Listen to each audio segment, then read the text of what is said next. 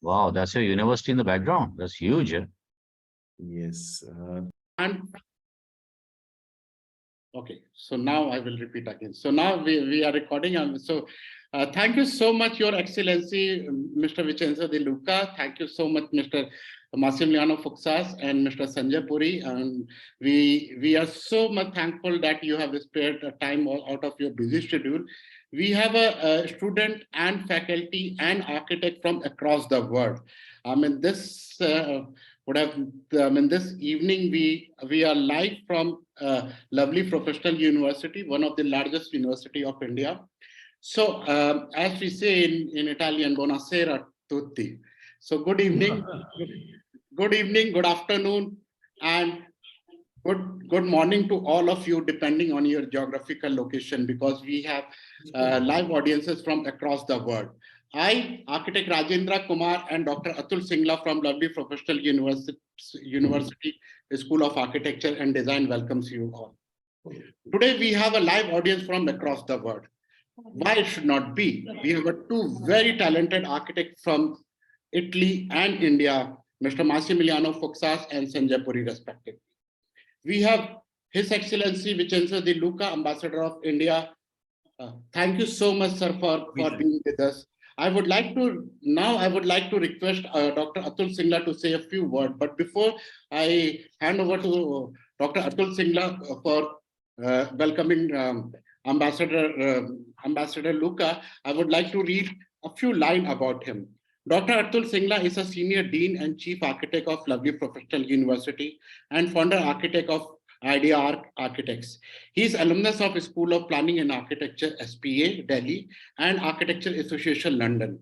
He holds a PhD in architecture from School of Planning and Architecture, New Delhi. His professional projects with British companies include larger Gurudwara of London, Tata Century, among many other residential healthcare projects. He has been associated with all projects of the lovely professional university. The campus which you are seeing behind in our background, that's a design by Dr. Atul Singla. He has been working with for this campus from last 2 decades. He has also done many projects, including hospitality, commercial project, which includes sustainability, functional planning, and sensitivity toward nature. So, Dr. Atul Singla, I would like to request you to welcome formally to Ambassador Vincenzo De Luca. Thank you, Rajendraji. Thank you for the warm words. We are really proud to welcome all the experts and dignitaries to this great session. Hopefully, it will be the first one of many great sessions that we are hoping to hold in this series. Lovely Professional University has a mammoth, ultra-modern, high-tech campus, which is sprawling over 600 acres. It is the largest single university campus in India with more than 40,000 students, 3,500 faculty, and offering more than 2,000 programs. Today, we are elated to have with us the Ambassador of Italy to India, His Excellency Vincenzo De Luca. He presented his credentials as the Ambassador of Italy to India on December 18, 2019. Before arriving in India, he served at the Italian Ministry of Foreign Affairs and International Cooperation as Director General of Cultural and Economic Promotion and Innovation since February 2016. After having served for 2 years as Deputy Director General for the Internationalization of Italian Economic System and the Autonomous Local Authorities. Mr. Luca, during his career, progressively specialized in internationalization of economic systems. Before I invite His Excellency for the Chief Guest address, I would like to also take the opportunity to read the concept note for today's webinar. Indian and Italian architecture and heritage is rooted in their history and culture. Historically, Roman metropolis served as the foundation of Italian architecture. Roman structures gave birth to a new imperial Roman style or classical style.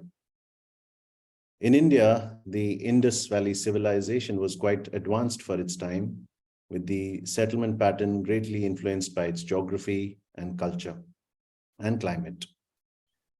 In present times, the architecture and heritage of both the countries has seen transformation in the last so many decades.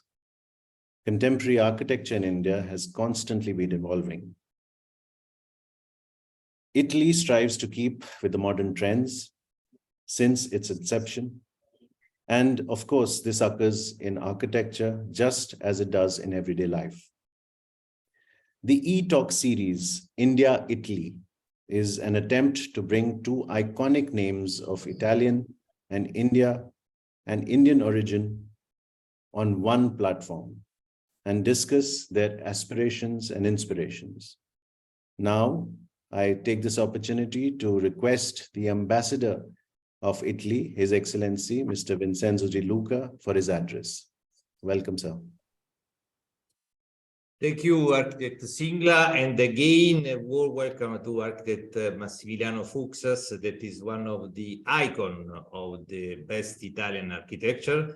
I have also to tell you that when Prime Minister Modi visited Rome last time, he attended a G20 meeting that was hosted at La Nuvola in Rome, one of the best projects carried out by architect Fuxas.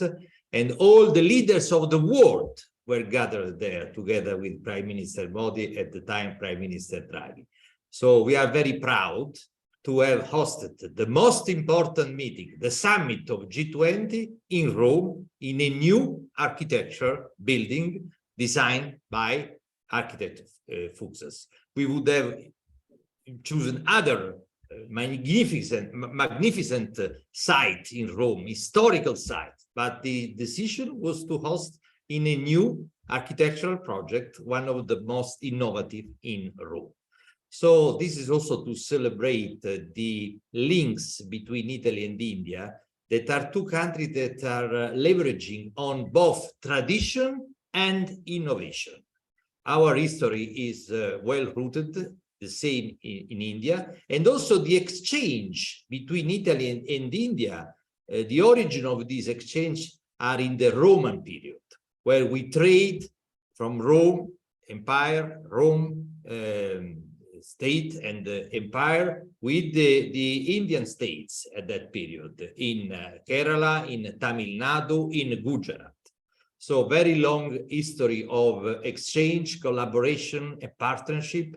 And now today we are experiencing a new phase of the relationship between Italy and India.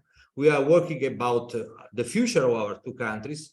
We are exchanging ideas, expertise, and experience in contemporary art, design, architecture, fashion. I can tell you that the highest number of visitors last year at Salone del Mobile came from India, more than 4,300. That means a great interest of Indians architects and also buyers and also stylists on Italian design.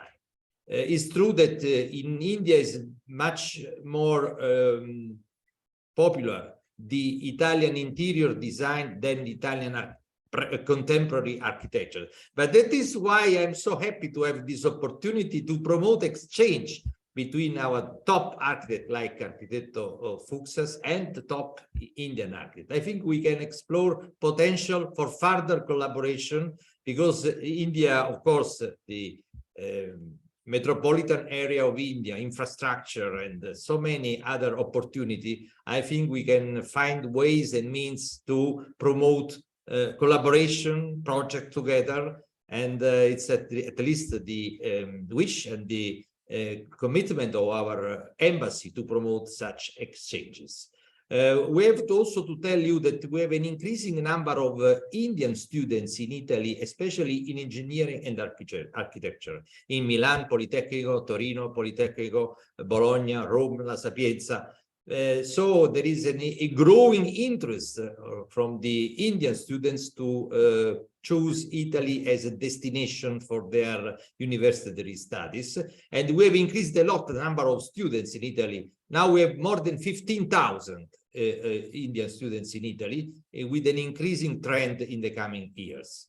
And we also try to organize events and initiative to facilitate a matchmaking between the Italian design and architecture and the Indian one. So I'm so happy and glad and grateful for the organization of this webinar. And I hope I can receive Massimiliano Fuksas very soon here in India. Certainly would be our great pleasure and honor to organize with you a visit of Architect Fuksas here in India. Thank you so much, and all the best for our discussion today. Thank you so much, Your Excellency. I mean, your words are always inspiration for all of us. I would just like to put a note here. I think Lovely Professional University, we are in touch with your office and with the Uni Italia, with your other colleagues. We are trying to have a more collaborative effort with the more Italian university.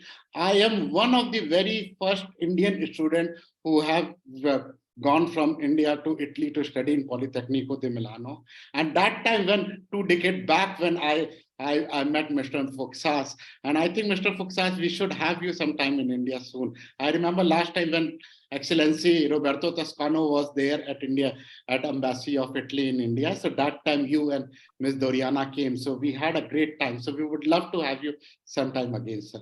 Thank you so much, Your Excellency, for your inspiring word. Now, I would like to remind all the audiences for writing their question and comments in the chat box. We will request our esteemed speakers to answer them in the second half of this presentation. Before I request Mr. Fuksas for presentation, I would like to read a few lines about him.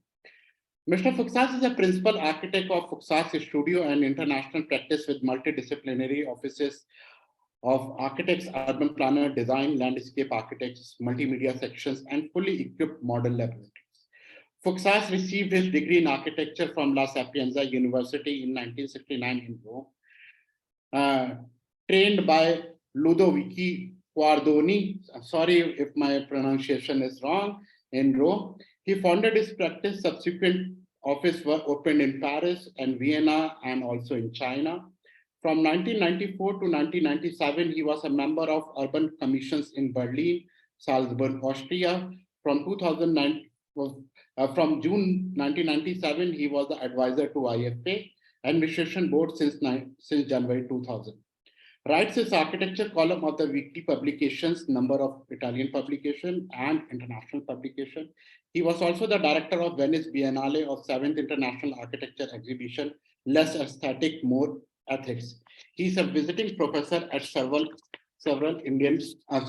Italian and international universities, including École Spéciale d'Architecture in Paris and Columbia University, New York.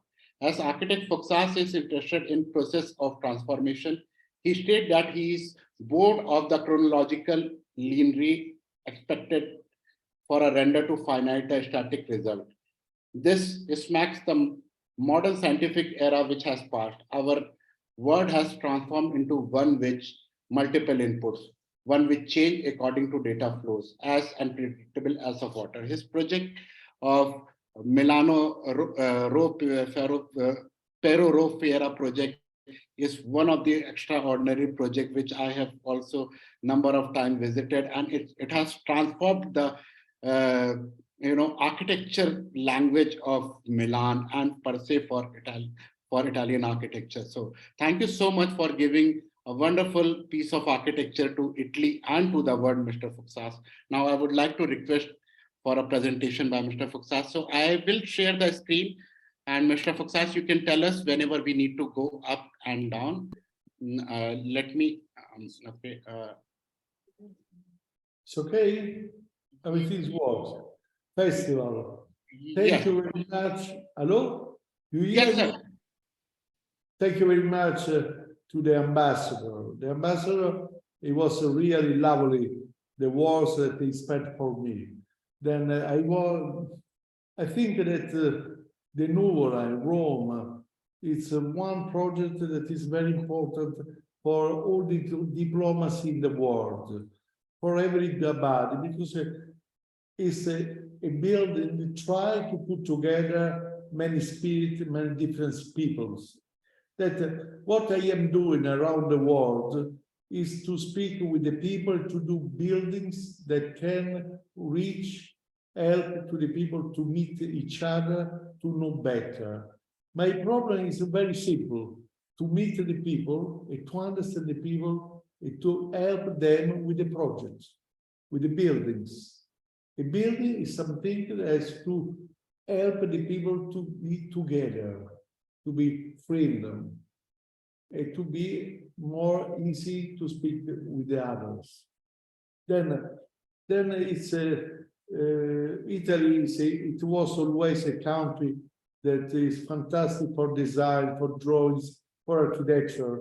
Then I don't want to speak about some people that like Michelangelo or Raffaello or Bernini or Borromini, but it is really, please come to see Italy. It's because it's very important for everyone to meet again a culture, a people that love the others. I don't want to be a politic, but this is enough. Our ambassador is fantastic. That Italy is a place where you can meet the freedom and the friendship and the people that try to understand you. And we are waiting for you, everybody in Roma and in Italy. But after, I want to show you some images, some projects that, yes, I did even the Milano Fiera. Milano Fiera was done, we show something about it. It's about 1 million square meters that we build in 26 months. Then Italy can do even this, be very fast, not only the quality, but the competitor, how do you say, the contractor enterprises in Italy are fantastic. I remember every enterprise contractor that I used to work with them, because this is the best part of our life. Can you start or no? Yes, yes, I can start. So please tell us, Avanti, Avanti. I will share. I will do the next. Yes, go on. I think that I show for you. I decided to show in some images. There's some video that is done. This is the airport of Shenzhen that we built a few years ago. It's a very huge airport. And then it was a really pleasure because we used always the light of a day light. We didn't want to use too much artificial light to spend not much money, energy for light, because the Shenzhen is a subtropical city, and then we can use all this area. All this design was done with a fantastic program that is many algorithms. It's about 80 algorithms that we used. And this is was really important for us. First, for sustainability, but second, because it's really a meeting point of the world. Everybody that stay there, go through this airport, are used to see. It's the best place to meet, to see, to watch, and to come back in this place. This is all this is a drawing. It's very complex drawings. I don't want to speak about design. My design, I want to speak about in which way we can find the best way to live.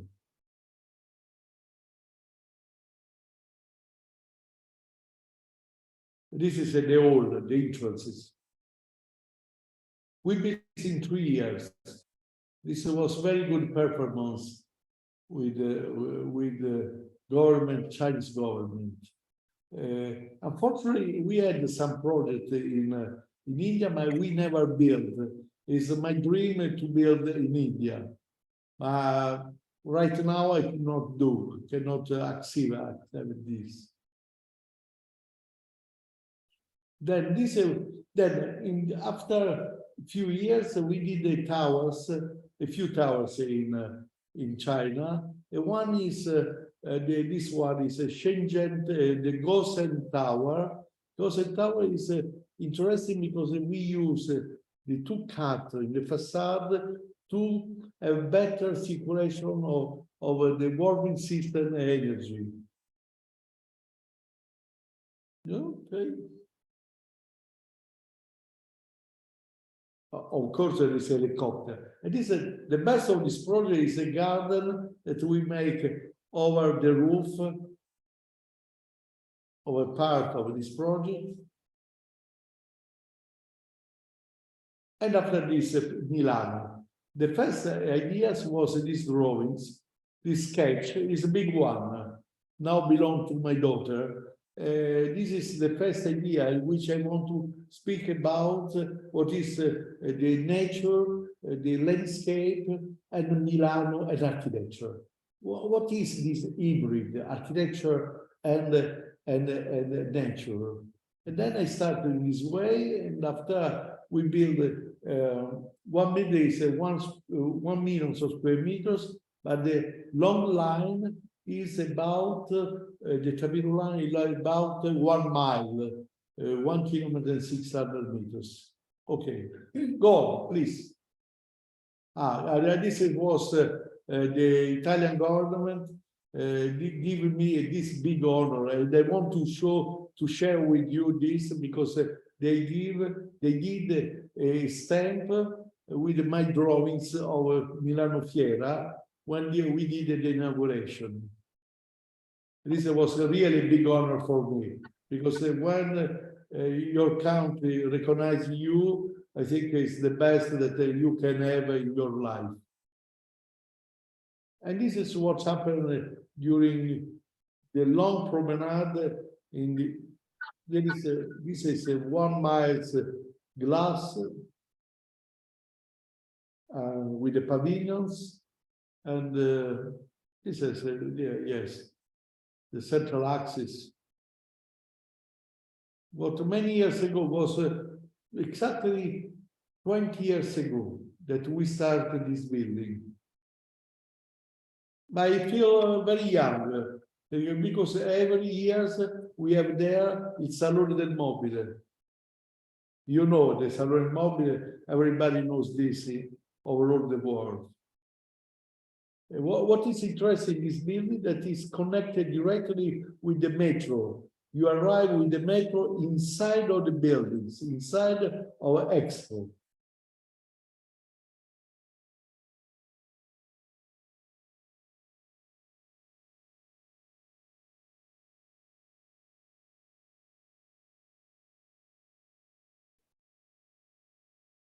Okay. Go on. I don't want. Yes, this is. Please come back, please. This is one of my best images. I dream for this because I wanted this public space could be really a place where you can rest, you can meet the others, you can kiss another person. But this is the best image of when something works very well. And what is the best is to see the people happy and relaxed in your space, in your buildings. Go on, please. Okay, and there is always water, a lot of water. Why? Because water, we use water to have energy. Don't spend too much energy, to save energy. All the people that are looking this can understand very well what I mean, especially architects. This is the Nuvola. Okay, this is for the ambassador, for you, Caro De Luca. This was the first sketch. This is some sketch. What was the idea was this. We did this project like a concept of fractali. What is fractali? I don't want to take too much time. Fractali is something that is different geometry. It's not a geometry connected with the Euclid, but it's something different. And this is the first ideas, the first drawings of a nuvola. Can you go on? And this is a nice video that you can see which way we build the textile.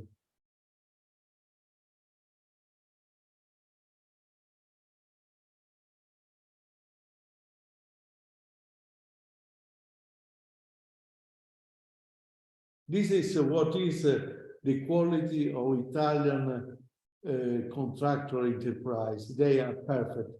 They are, I cannot say something better or worse because they are really great. And this is the auditorium in the Nuvola that is about 1,820 people would be there. I wanted to show you something about the construction because it is not only the architects. Architects can build, could build only if you have a lot of people that help you. It's a why it's a nice architecture, because architecture is something that you do with others and not alone. It's a part of collective job work. Can we go? Yes, Mr. Fuchs, that was the last slide. Okay, perfect. I don't know, it's not true. It's not true. But you are not a liar. There is No, Mr. Fuchs, I think it was the last slide. Judita, what is the last? Seoul, a project of Seoul. Oh, Super ground, you see. I think, okay, Mr. Fuchs, I'm just, trying to figure it out where, Ashna, can you check where is the slide has paused? Yes, sir, I'll just.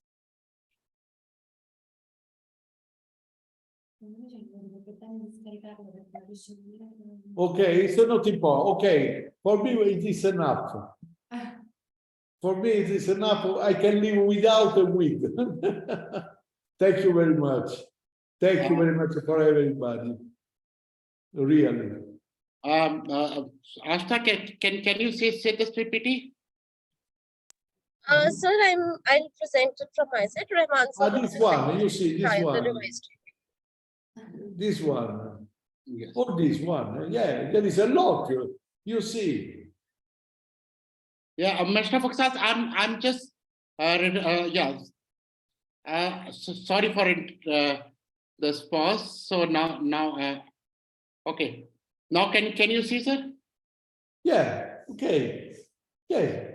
This is always the cloud. There was the auditorium with the 85 seats. Can you go on? Yes. This is a beautiful. This is a nice picture in the night. This you can see if you walk there around. You see this project, and the other project is of course, is my project. We call the lamp. Is the shade, because is the black is the hotel, because auditorium, convention hall, and hotel are connected. Under there is a very huge parking. This is in one site in Roma, is one of the most important site. Was built at the end of the 30s, and after really ended in the 50s. Thank you very much. Go on. This Maranello. Yes, I want to speak about Ferrari. Ferrari is an excellence for Italy.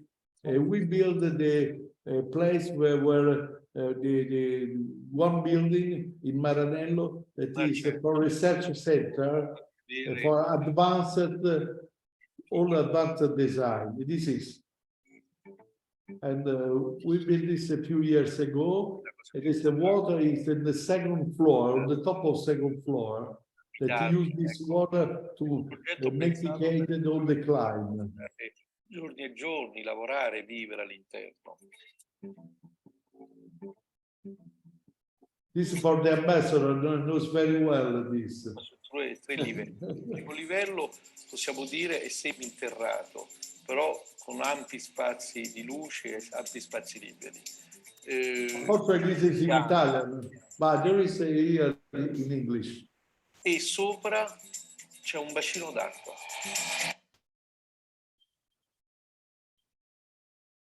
The cantilever is 22 meters. This was a really very fantastic Italian contractor. A good people that work there. The workers was really extremely fantastic. Please. This is the cantilever. And this is a garden inside. Right now, in this way, it's a very good, the quality, the quality of, they take care, really care to this building. And this is the basin on the second floor. But you have this, we did this basin always to have for save energy, but even for mitigate the climate, always. These are some visitors of Ferrari. And this is an interesting project for Seoul in Korea. Was a project that experimental project. They tried to connect different parts of the city with a new concept of the ground. You can start, please, this video. It's the last one. Yeah. This the name is Superground. And we did this with a fantastic program with many algorithms.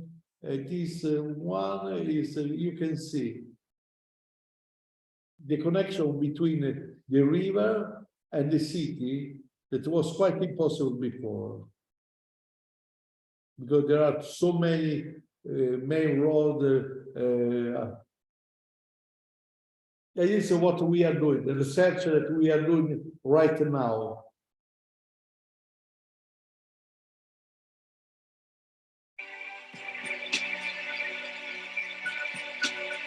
Artificial land, and after with the algorithm, some algorithm, some strange algorithm, urban quantum, we decide only to give the limit that is the quality of life, sustainability, to build something that start to be from the first moment perfect for living. Otherwise, all this system, cellular system, doesn't work.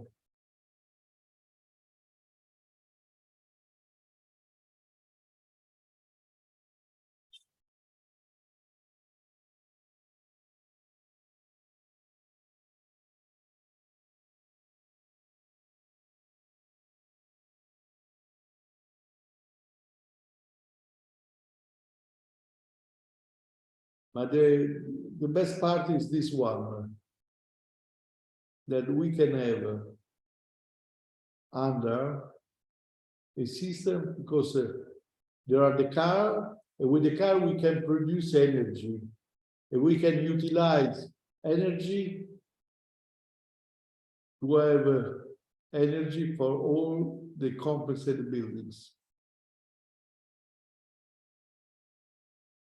This is what really we are working now. We are engaged in one project in Saudi Arabia, the line, and we try to go on with advanced concept for the future. We are not only the city of Borromini, Bernini, Roma, but we are even the city of innovation. And the innovation you can see, all what we are doing now is only something. This is a simple example. We are working every day for this. The office is in the middle of Roma, in the Renaissance city, Renaissance palace, but we are looking for the future. This is what we try to speak with you. Thank you very much indeed. Thank you very much to everybody.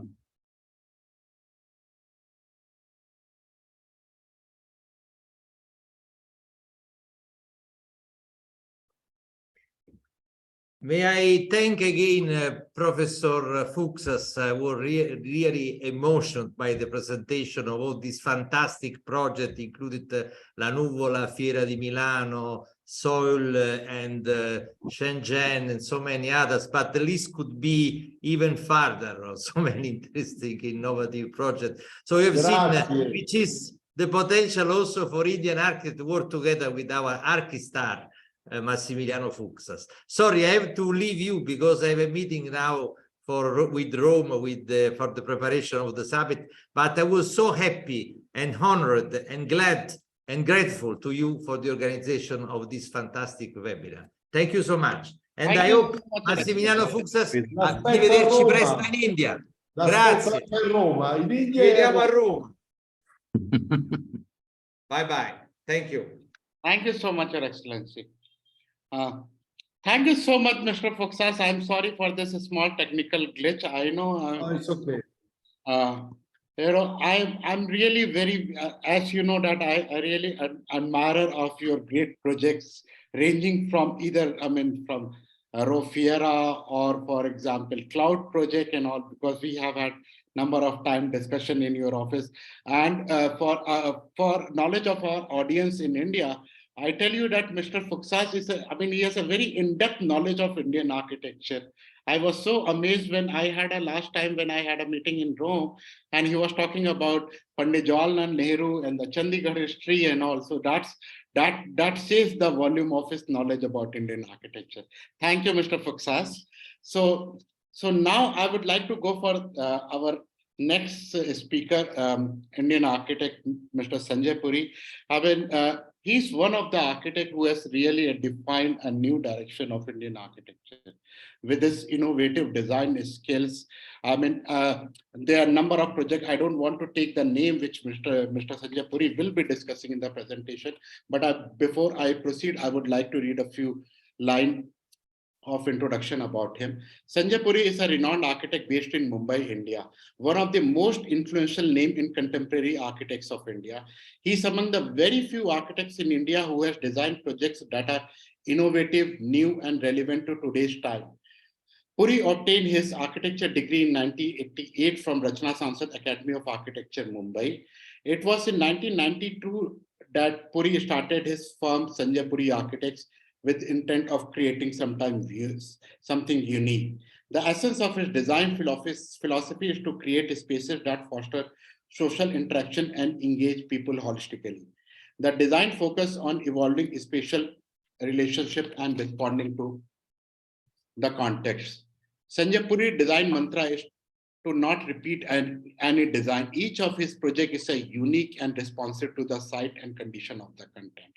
He firmly believes that every project should respond to the site context and evolve spaces that can be perceived in a new way of the user. He believed by keeping the sun and wind direction in mind, building can be designed sustainability and be very efficient. Puri believes that sketching is the best way to translate your thinking onto paper and is better than any software. He believes there cannot be a single design philosophy for all projects. And the best way is to keep contextual and resolve design in a way where people get to experience something new. So Sanjay Puri, over to you. Thank you very much, Rajendra. Thank you. And thank you for calling me on this platform. And Mr. Fuchsas, Massimiliano, I've been a fan of your work since a long, long time, ever since I saw that Armani showroom. And then, of course, that staircase is so amazing. The space is so sculptural. I don't know how many 100, 200 photographs I took of that place when I went first time. And then, of course, the Fiera Milano, which you keep seeing every year. Absolutely stunning. You go back year after year, and it just mind boggles you every time you walk down that street. It is so amazing. Stunning work. Thank you. So very quickly, I'll take you through some projects that we have done.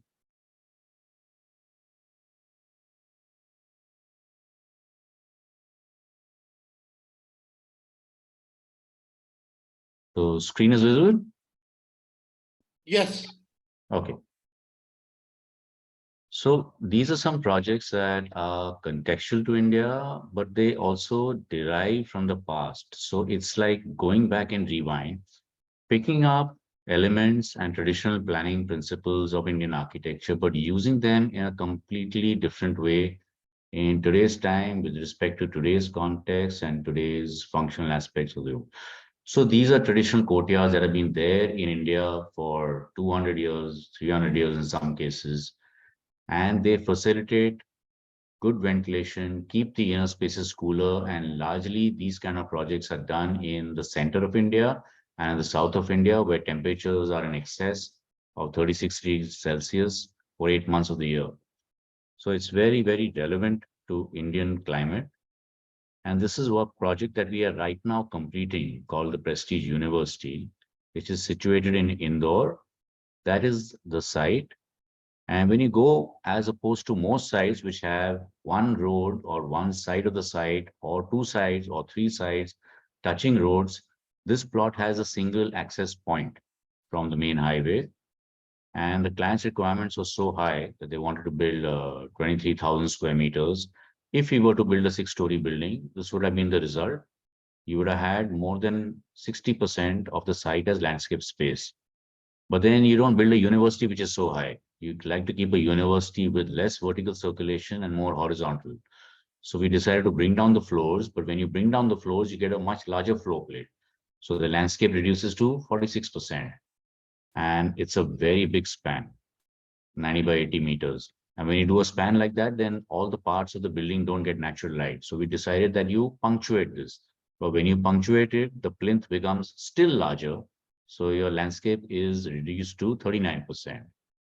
And then instead of taking the traditional courtyard the way it was, we said, what if we scatter these courtyards all through the building?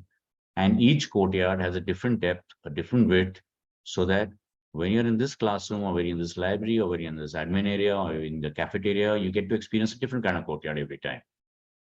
Because that is the boring aspect of the Indian architecture traditional courtyard, where whichever room you're in, that courtyard by and large looks the same from everywhere.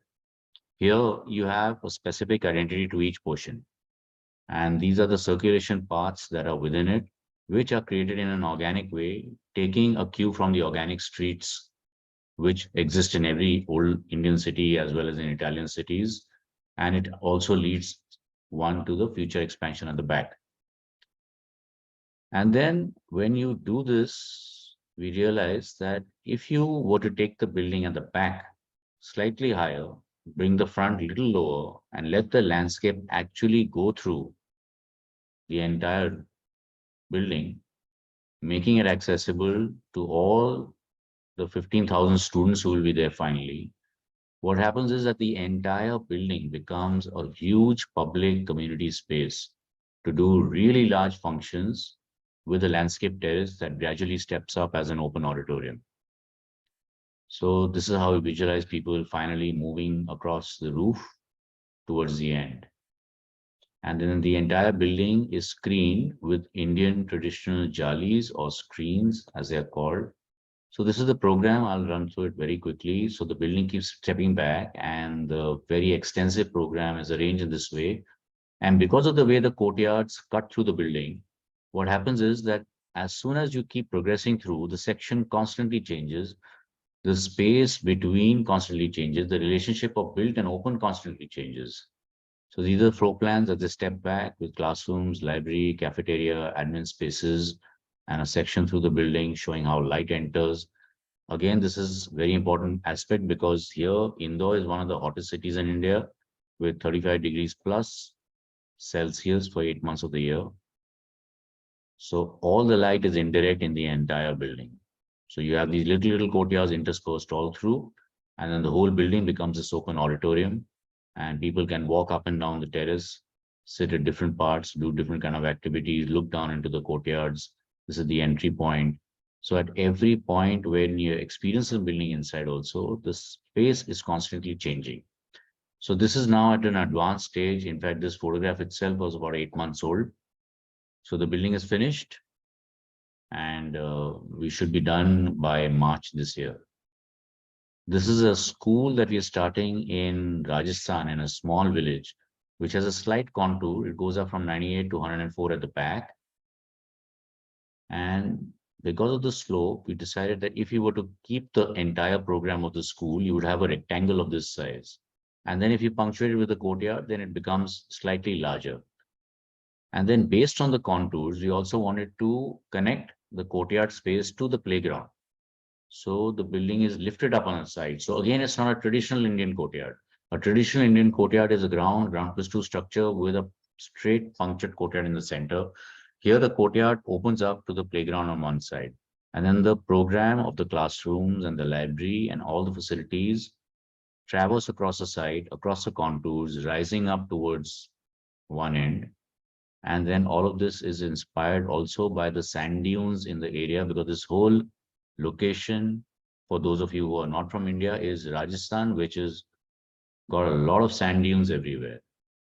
So the courtyard in itself is also stepped, going with the existing contours. So we are not cutting anything from the existing land. This is the way the building steps back, and that's the way it will be perceived once it's done.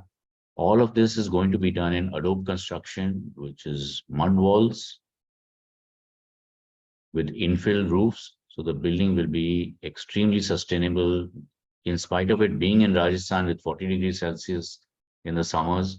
This building is not going to be air conditioned, and it will be completely naturally ventilated with indirect light coming into each part of it. And the entire terrace here also becomes usable with its multiple levels, allowing multiple uses for social interaction. This is a school we finished 2 years ago in Rajasthan. It's part of a 90-acre project where it opens up to a playground on the northern side. So this was the requirement, the number of classrooms. So if you were to make a ground plus one structure, you would, of course, increase the garden space. And if you were to make one single block, then that's the block in the plot. So then you break it up with the courtyard, it becomes slightly bigger. And then as a different take again on the courtyard, allowing the breeze to go through, it's split up. So again, it's not a typical courtyard, but it's a courtyard that splits up. And then taking a cue from organic cities, the classrooms, all the units are fragmented like this at different angles, because in our old planning, we never had straight streets. And there is a beauty to these organic streets because you don't know where you're going to go next and what you're going to find next. And suddenly, a narrow street opens up into a larger space. So that's the kind of concept that is taken forward in the school. And then mapping the paths, which one would take from the primary school, which is the brown portion, to the white part, which is the secondary school. We created this whole network of a pergola on top, which is shade beams to shade the space. So this is a semi-open courtyard space, which is very organic. And the school looks like this. So from the south and the east and the west, it is completely shielded from the sun. No openings, and all openings are directly facing north with a very large, interesting, this open courtyard space, which is sheltered and has become the focal point of the entire school.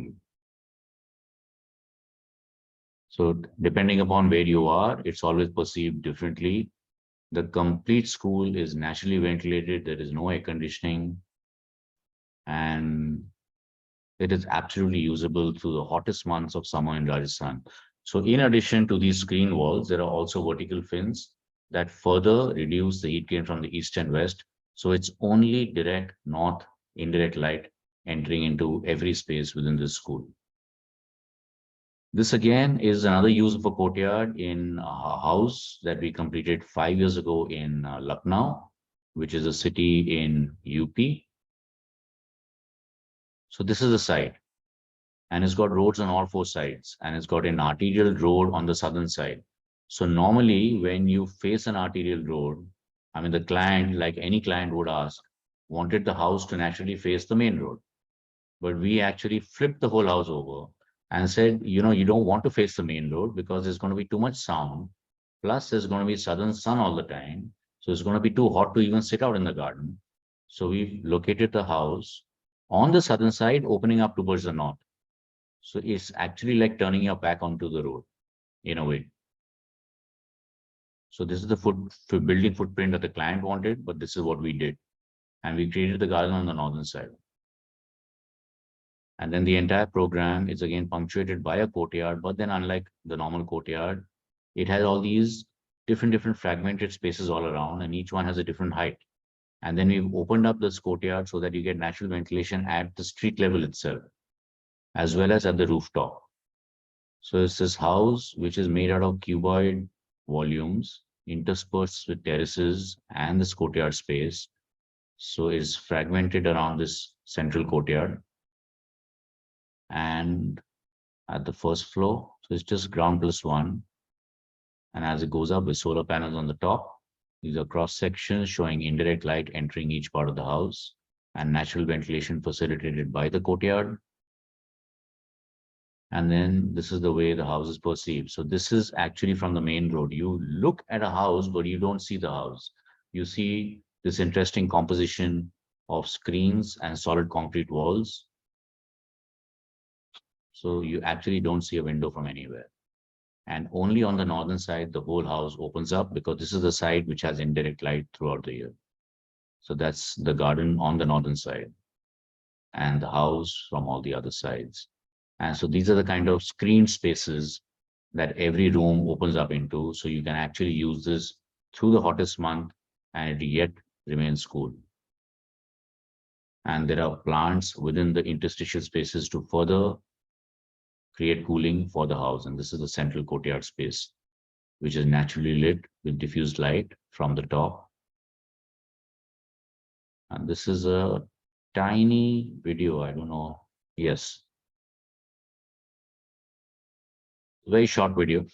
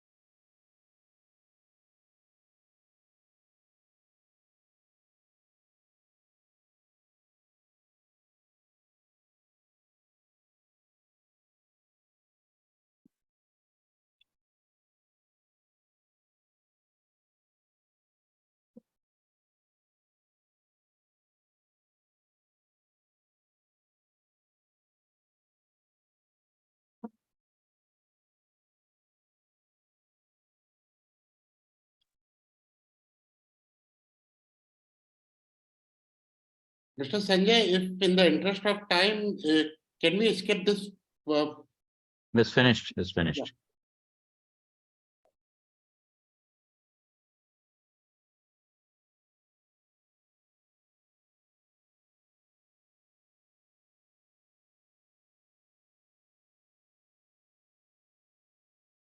And this is now another house that is almost complete. It is 36,000 square feet, which takes the traditional Indian courtyard. All the rooms are placed around it and it gradually steps back. And here we've actually taken the traditional elements as well. The stone arches, which Rajasthan is very well known for, all built in the local stone, a series of courtyards all through the house. And this is the house that's now almost complete. In fact, it just opened last week. It's a beautiful, large central courtyard in the center. If you have time, I can just take you through a little bit of organic housing. I'll just request you if you can. Or you want me to stop? I can stop here. It's okay. Yeah. Yeah. I mean, we would love to see all of your slides. No, it's okay. It's okay. We'll stop here. I think I think we can continue a bit. It's so interesting, Rajendra. Maybe because Mr. Fuxa's office is when we have received a confirmation by Mr. Fuxa's for only 1 hour. So so Sanjay, I will request if you can just skip. You can show some slide Mr. Fuxas, how much time do we have more? I mean, I love No, it's Sanjay. I love it. I Sanjay, love I it. think thank I you. was so happy to see every project. I want to spend here all the day to see all the projects that he did. He did a lot of projects, Sanjay. A lot. Thank you. So, Thank you. so Sanjay, I think very kind of Mr. Fuxas. I can spend all the day with you. Yeah. So Sanjay, you can continue. You can continue. I mean, Are you sure? yeah. I'll show. Yeah, I don't know. Now we'll have to probably go back there. So I mean, till the time when you are going for presentation again, would just like to quote one anecdote. I believe Mr. Fuxas, when he designed his furniture collection in 2008 for Salone del Mobile, and the collection name was Mumbai. Oh. Yes. Yeah. I remember I was there in the launch in Milano and the collection was Mumbai, and such a wonderful collection of I furniture. did a project in Mumbai, yes. Yes, sir. Yes, the name of this project, because we presented some design, it was Mumbai, the name. Right, sir. I Yes, remember. over to you. Okay, shall I continue? For me, it's okay. Please Okay, continue. screen's visible. So this is it's a 90-acre project, which has got a public zone and a largely residential zone. And here we took a cue from the organic housing that is there, not just in India, even in Italy. If you go to Positano, you go to Puglia, you go to all these cities, they have this beautiful organic streets. And that character does not come across in any of the new planning that we do. So this is actually a Google image. You can see how all the layouts are primarily based on the organic character of any old city that you see. So the site had a 60-meter contour difference. And the interesting thing is that the engineer called us and said, this is very urgent. We need to start work immediately. Can we start flattening the site out? So he said, please do not flatten the site out. Let the contours be. He said, but then that will complicate work. I said, doesn't matter. We will do extra work, but just please let the site be as it is. So we actually located each one of these units on the existing contours, and this is the resultant floor plan, where you see a series of studio apartments, guest houses, rooms, twisting and turning in different directions, opening up to the outdoors. I won't spend too much time on the plans, but then the plans are all totally different at every single level to create that organic character. So just as an example, one of the units. So each one opens into a covered deck or steps back, open into a shelter terrace space, and then again shelter terrace spaces on the top.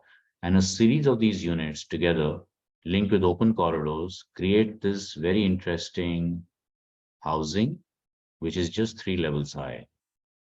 So at every single point you see it, you actually see that this is sitting on a lower contour, that is sitting on a higher contour. The building is stepping back simultaneously. Interesting open circulation corridors are connecting all of these spaces. And at every point, the composition of built form is different. The relationship of landscape to built space is different. And you get these are all the public facilities which house the cafeteria, the gymnasium, a theater room, a lounge area. So all these spaces have openings which are interesting, opening into the landscape, sheltered spaces on the top, on the terrace, at the first floor. And all these colors that we use are derived from the traditional colors of that region. Rajasthan is essentially very bright in their dressing, in their ornamentation. And these are the colors that imbibe. None of these spaces are air conditioned. They're all open. And this is all in Rajasthan, which has temperatures which are really high. This is another example of organic housing where this was the site. And you have a site which is the GLA University in Mathura, which is close to Delhi in the heart of India in UP. The wedge-shaped position is the site, and this was a site which had a university that exists in 30 years. And these are the kind of buildings that were there in this university. And what they were expecting from us is also something like this. And based on the configuration that they wanted, 800 hostel rooms for students, we started looking at configurations like this, and then finally came to this, which is derived again from the organic streets in Mathura city, where The buildings twist and turn along the entire campus and they gradually open up. Within the building, there are breakout spaces. So the full layout then becomes like this with these interesting streets running through between the buildings so that in spite of it being repetitive in character, it does not look or feel repetitive when you are there. This is the way the rooms are done, which every room opens into a small bay window, and these bay windows are all facing north towards a large playground. So again, all 800 rooms get indirect sunlight and at the same time get this interesting bay window looking out towards the playground space. So these are cross sections which constantly change, and the building as it was finished, the central large area is the gym, and these are the streets, open streets. And because of the orientation, either you get shadows from the east or you get shadows from the west, depending on the morning or the evening. And people are sitting here in the open in the middle of the afternoon sun and not feeling hot at all. So this is the cafeteria, that's the gym on top. And this large series of steps is actually created for public use for community spaces. So people can sit here, they can watch the games on the playground opposite. And if you look at all these people, they're roaming around, they're sitting there, they're chatting. This is all in the middle of the afternoon at 3 p.m. So all these spaces are usable throughout the day and very, very economically done and very quickly as well. The full building was finished in 7 months. These are people sitting there in the middle of the afternoon sun and chatting. And it's absolutely cool. And it was 34 degrees that day. So it's a very interesting students' hostel, 800 rooms built very, very economically with a unique character to each part depending upon where you are, with a sense of identity accentuated by the colors used. And these are the bay windows that allow one to look out at the playground, give indirect light to the room, and then become spaces to study. This is another very, very organic layout that we've just done and about to start in a few months. It's a resort, which is again basically planned along the contours with all the buildings appearing as fragmented cuboid spaces interspersed with landscape right next to a lake. And this is the last thing. It'll just take 2 minutes more. This is a house we recently completed in Rajasthan on a very, very tiny plot. And here we've done a very interesting thing where we've taken a whole envelope which wraps around the house. Again, this is in Rajasthan with 40 degrees Celsius. And this house, believe it or not, is cool when it is 40 degrees outside without air conditioning if you walk in.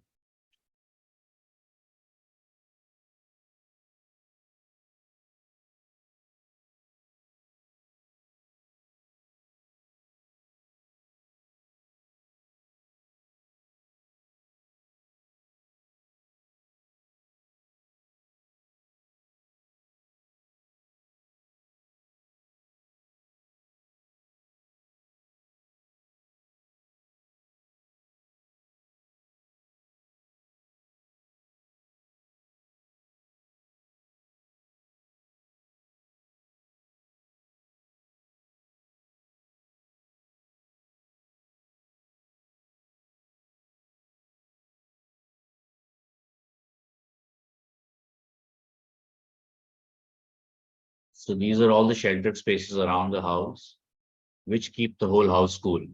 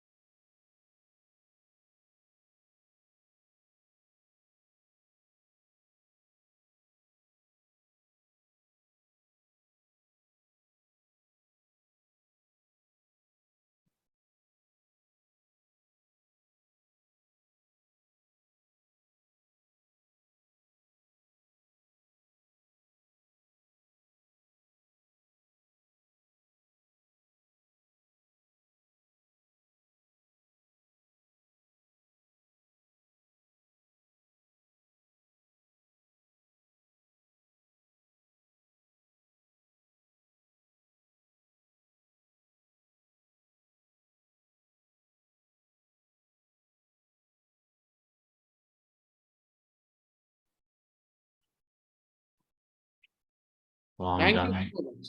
Thank you. Thank Sanjay. Thank you. That was wonderful. Now I will request Dr. Atul Singla, I mean, if we can take some of the questions from audience, and there had been like I'm seeing it, the chat box are also on YouTube. It's overflowing. The questions are overflowing. We had a wonderful day today. Wow, what presentations today. And we are really privileged. We are really lucky to have two great stalwarts from the field of architecture.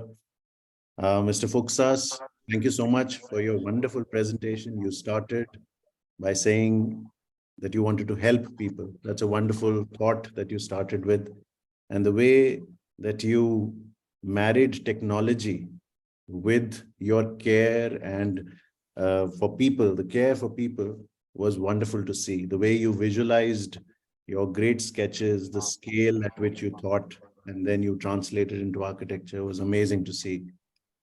Sanjay, again, you started with something as simple and as traditional as a courtyard and a jali, but the way you've reinterpreted these traditional terms and the language that you have created, while at heart still being Indian, such modern forms, such great architecture is amazing to see. It's a great experience for students, for professionals. I was just looking for something common between the two architects because I understand that is the theme of this talk. And I could, time and again, the concepts of light, the way you have used light. Mr. Fuksas, in your airport design, the way the light was filtering through those hexagonal glass panels. And again, Mr. Sanjay, the way you have used light in forms and jalis.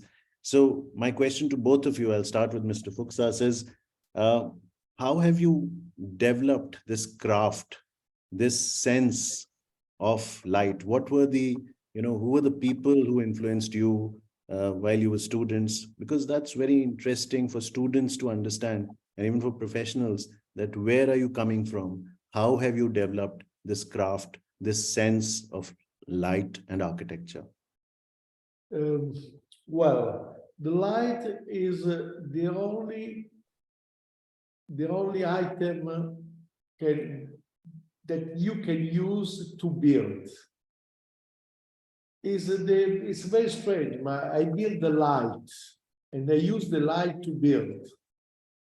Because what is the light? It's the way in which we can show the colors, can show the design, the drawings, everything.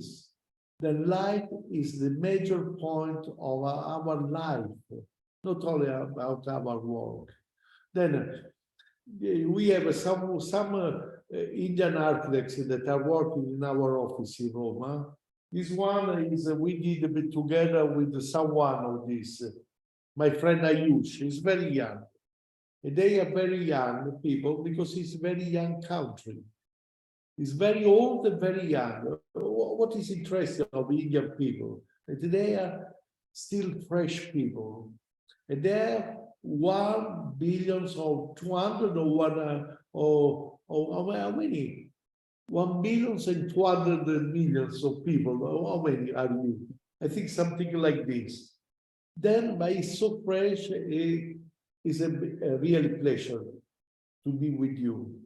Because the light is like the colors. If you want to touch, to see your beautiful colors or Rajasthan, I was several times in India. You have the colors that nobody in the world can keep, can reach. These colors, they came from the light. Because the same colors that you use in Norway are not the same colors of India. In India, all the colors are fantastic because your light is fantastic. Wonderful. Thank you so much. Mr. Sanjay, if you could take us through your experience. With natural light. Yes, please. So natural light is by and far, the most important element of architecture. I mean, without light, you're not going to be able to see anything. I mean, it is forget architecture. It's about anything and everything. You can't see anything without light. It's only light that changes or transforms a space. And if you're able to capture light in multiple ways within the same space, that space starts looking different at all times of the day. Also, I think light plays a really important role in all architecture. You need to control light, you need to diffuse light, depending upon where you are. Of course, in India, most of the time we are trying to diffuse light, reduce light, but get in light, but get in the correct amount of light and not let it explode. Otherwise, everybody is just going to draw curtains and blinds and shut it all off. So it's all about getting diffuse light. How do you actually do that? Do you experiment with models? Do you experiment with technology or, softwares? How do you actually, Yes. what is the effect that you're getting? So like for the Prestige University, for example, there is a software which is spatial daylight autonomy, which you run through the entire project. So we actually changed some things for it. So we realized that there are some portions which are getting too much light, some portions which are getting less light. So wherever there was less light, we moved the courtyards or increased them in size so that you get more light in. Wherever there was too much light, we added screens to reduce that amount of light and glare. So it makes a lot of difference. Today with software, you can actually manipulate or control how much light you're going to get from the beginning before you start the project. Wonderful. Another question, I have a series of questions. One question which I can present to both of you is the way you collaborate. How do you collaborate with consultants? How do you collaborate with clients? You know, you have projects, series of projects which look very ambitious. I think in both the architects, you know, the vision that you've had.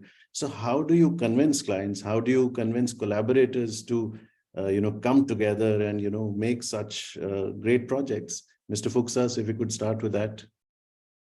The most difficult is to explain what you want to do. First of all, with the clients, but second, with your assistant, collaborator, people that are working with you. In which way I work? I have, you cannot see now. I have many, I work in all the office. I have no one place for me. I have not my office because I draw in all the office. I make drawings. Even if we have some glass, I can make drawings on the color glass. That is the way is the drawings. But I like to work directly with the video. We have a lot of video, big video, very huge video, in which we work and they say we have to change something. Then it's a very complex. We are working with a very old system like models, maquette, drawings. But after we work with a very advanced, with algorithms that are very advanced. But in the middle, I am exactly in the middle. I live in this hybrid. My life is an hybrid, I can say. That's great. That's great. Mr. Sanjay, you could take us. It's a challenge. Yeah. So in India, It's so in India, at least, and I don't know how you, Massimiliano Fuksas, you manage such large scale projects. So of course, that's at a totally different level here to even just do a house or a school, which is different. One moment, I have to stop you. I did even some very small project. The next time I show you only small project. I did the church that exactly less than 1,000 square meters. Oh. Next time. Okay. So it's a challenge. It's a challenge to convince the client, then it's a challenge to convince the structural consultant, then it's a challenge working with the MEP consultant, then it's a challenge to convince a contractor or explain the contractor that this is how you do it, because every contractor thinks he knows it all. So then you have to explain to them. And so it's a challenge all the way. So I think, if you are able to manage your design coming through, that in itself is a huge achievement. That's great. I'm getting a lot of questions on sustainability. I think both you architects addressed sustainability and architecture in your own ways. So it'll be great to hear from Mr. Fuksas. So what is your take on sustainability and the kind of architecture that you do? So what's your conceptual understanding of sustainability? For me, is when you go in my experience of a shopping center is terrible because in shopping center there is a very bad quality of air. Very bad quality of air. If you have a good quality of air, you feel well. If you are in a museum, it's fresh, good, nice atmosphere, you can smell. My friend Armani, like you say, he's always putting some perfume, come si dice? No, perfume is some perfume in all the buildings, because the perfume is something that give you something else. Then I think if you feel well in one city, in one house, in one room, then this is sustainability. It is not something that you do. One moment. I work in one auditorium, big auditorium, with very old Chinese engineers. He was 90 years old. And one, I told him, I asked him, in which way you can understand when is the sound is better? It's very easy, you do this. If it works, it works. Otherwise, what do you need to make is technical, cultural numbers, but even you have to be lucky. If you want to have sustainability, you have to be lucky festival. Mr. Sanjay, if you could have your words, your thoughts on sustainability. Sustainability is at so many levels and it's so many these things. So, I mean, how sustainable you want to make it? So the thing is, to cut it short, every client is not open to this. So, but we as architects, because buildings are accounting for 30% of the carbon footprint today in the world, we need to do whatever little steps we can do. So in some cases, if you can reduce the air conditioning cost, that's great. If, by reducing heat gain, you reduce air conditioning cost, that's great. If you use solar panels and get energy, that is great. But to be truly sustainable, you should be using local materials, responding to the climate, making your building not rely on artificial light, air conditioning, and use materials that are easily available there and not transport them from, so many kilometers away. So that's what we're trying to do in projects like the Noka school, where we want to use the mud from there, the stone from there, and all of that. We started using lime plaster. You know how many traditional materials there are which are so sustainable? Lime plaster costs nothing to make. It's made out of calcium carbonate, which is there in the stone in that area. And all you have to do is mix it in the correct proportion. And lime plaster reduces the heat gain. So it's just advantage, advantage, and advantage. But people are now realizing that, oh, let's go back to the past and find more solutions like this. It's the same thing with adobe construction. Yeah. Wonderful. Great. Rajendra, do we have time for more questions, or because I have an endless list of questions. If you allow, I would like to pose one question. Please do, please. So, Mr. Fuksas, I still have your beautiful book given, if you remember. This, I don't know if it is. Yes, I know. Yes, I know. yes. It's Milano Trade Fair. See. Milano Fiera. So, I would like to ask the question about power of architecture, especially your project of, Rho Fiera project. There is a history behind, this concept of Rho Fiera, how it moved from old Fiera to new Fiera. And that was a catalyst of urban development of Lombardy region, or, of that region. And even after that also, the Milan also got this Milano Expo project. So my question to you is, as a power of architecture, the good architecture can influence the economy of the nation also. We have discussed in the past also regarding the case of Guggenheim Museum Bilbao, and we know we are discussing Franco Gehry was before Bilbao or after Bilbao. We can easily differentiate between. So what do you think about, we as an architect, you are such an influential name in the word architecture. Sanjay has been influencing a lot on Indian architecture. So how we as an architect professional, we can influence the nation through our power of architecture? That is the only thing that I am very happy when I see buildings that I did 20 years ago that look like now. Then because I don't use fashion, I don't use some prototype.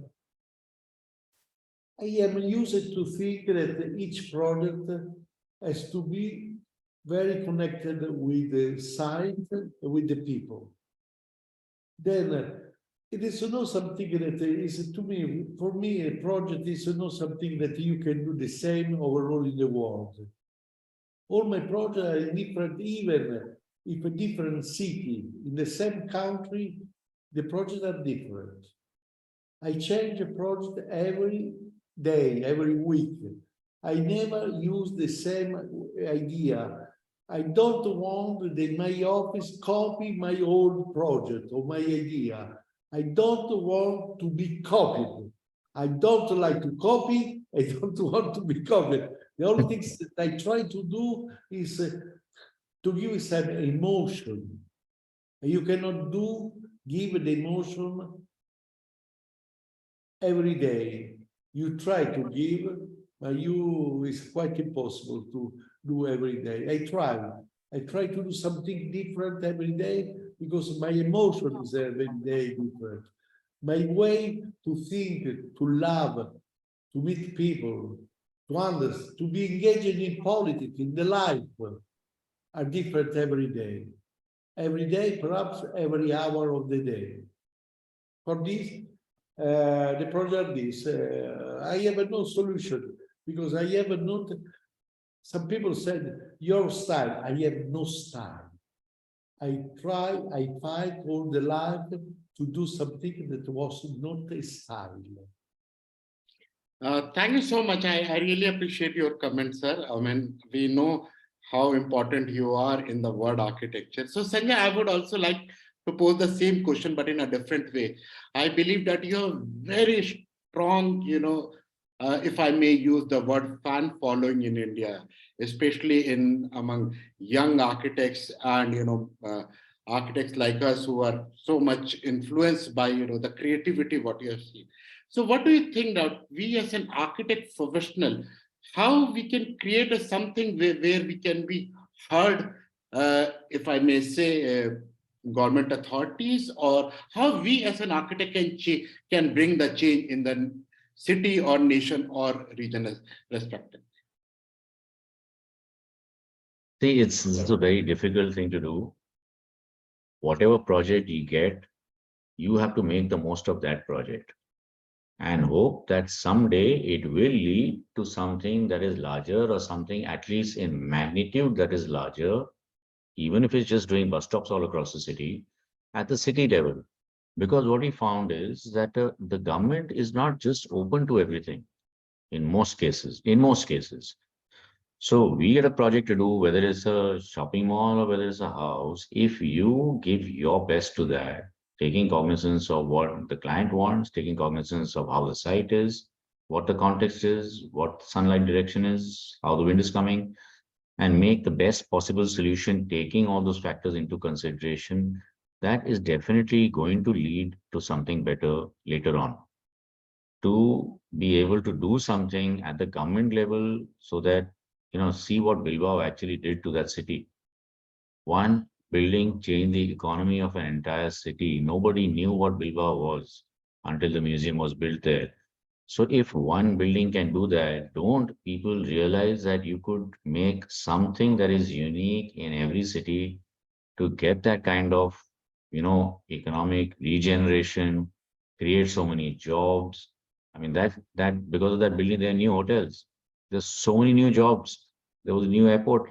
I mean, how much? How much can one building do? So that much can be done. But in our case, you know how it is. The government is very difficult to convince. Very recently, some NGO came to us and said, you have an office here. We would like you to design, the pavement from this junction to that junction in Bombay. I said, let's not do only that. Let's take 3 times the size. Let's do the whole thing. They said, we've got the financiers who are willing to put in the money and everything. We go to the government. The government says, no, you can't do it. Because they don't want private NGOs to start taking up projects and doing it themselves because they want to give the contracts out for the reasons that they want to make money on those contracts. So that's the whole thing. They don't want people to be, giving back on their own. They're not open to it. It's sad, but that's what it is. Thank you so much, Sanjay. I mean, I truly believe, and if since you are mentioning about Bilbao project, I mean, each of your project, whether be it Ranchi or be it Mathura, these are the city, those are mini Bilbao in itself. I mean, and this has given a great identity to that region also because of the uniqueness of your architecture. And Mr. Fuxas, and I know what was the impact of Rofiera project, after your intervention there, how, it was also a similar kind of, the impact of Bilbao Fiera. So with this note, before I conclude, Dr. Atul, is there any further question or should I? Do we have? I have many interesting ones. Do you want to take one last 2 questions? I will ask to our guest, Mr. Fuxas and Mr. Sanjay, how much time do we have? Do we have 5 more minutes, sir? Will just 5 more minutes? Or Okay. I'll just The last one. The last one, because I Last have one. So I'll just to do leave. 2 questions, because we're getting a lot of them. 2 questions, so you small. can choose which one to answer. One is about this debate, this traditional debate of form versus functionality, because both of you, your forms are so iconic. I think that's why, architects want to know that what is your approach towards how do you balance this form versus function. The other question I have is very interesting as well. Somebody is asking, when do you stop designing a project? When do you know that a project is finished, when you don't over design the project? So 2 questions, I'll just throw them out there. First, I don't like to finish the project. I don't like this to build. I don't like to be out of my project. The only things, my project is started 50 years ago and go on till my life. It's the same project. I am doing always the same project.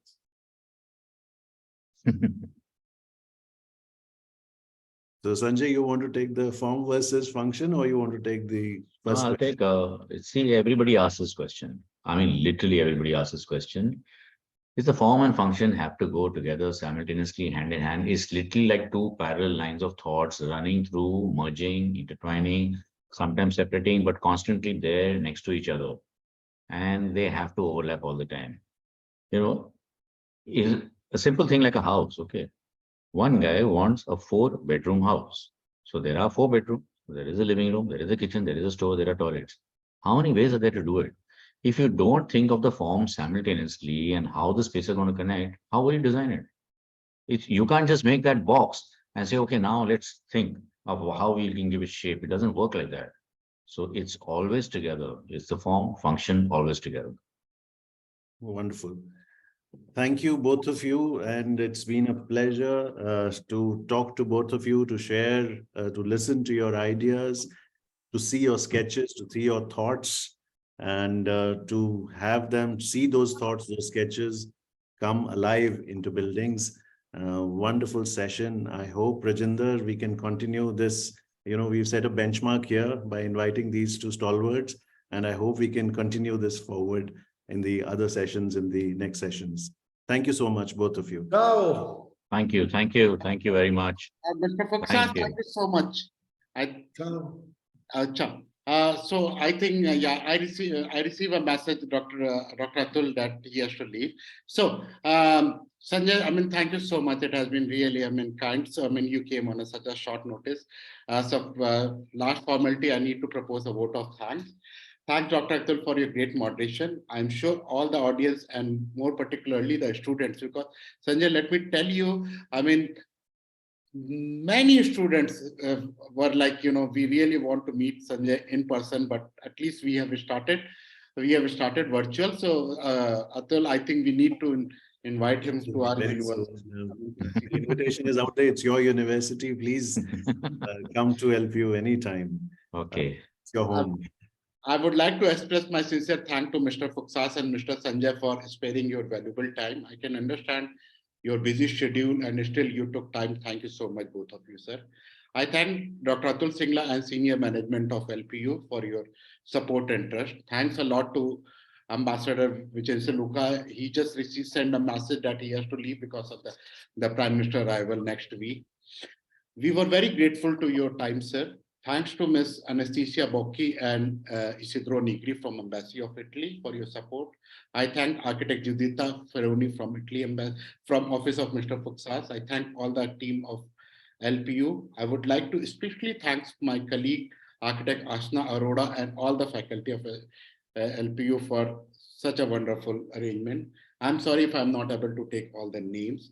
Last but not the least, all the students and faculties who are present from across the world. Thank you so much. And thank you, Sanjay. I think we are meeting in coming days when you are coming to ID Symposium. I'll connect with you. When I'm coming to where? ID Symposium. I think you are ID, coming. yeah. So Okay. I'll be in touch with you. We'll meet up. Fine. Okay. Bye. Thank you. Thank you. so Bye. much. Bye. Thank you.